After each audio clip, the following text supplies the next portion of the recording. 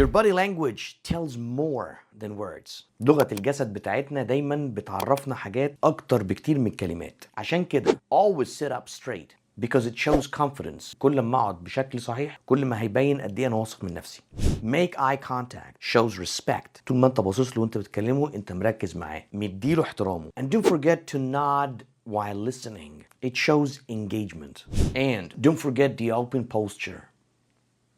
While speaking, it shows approachability. منفتح للكلام وعندك استعداد تسمع. But do not cross arms.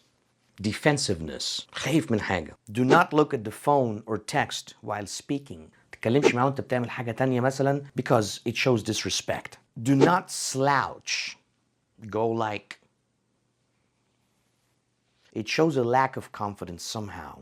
Or no interest في كلام اللي بيكلمك. And do not avoid eye contact because somehow it shows dishonesty. لو بتكلم وانا مش عايز ابص somehow I'm dishonest. الكلام ده مهم في الجوب انترفيوز، مهم في البيزنس ميتينجز، مهم في البيزنس برزنتيشنز. قول لي بقى اكتر حاجه كنت بتعملها وانت بتتكلم ومن غير ما تاخد بالك او اتعودت عليها as a body language وهتبطل دلوقتي بعد ما شفت الفيديو ده تعملها. مستنيكم في الكومنتس.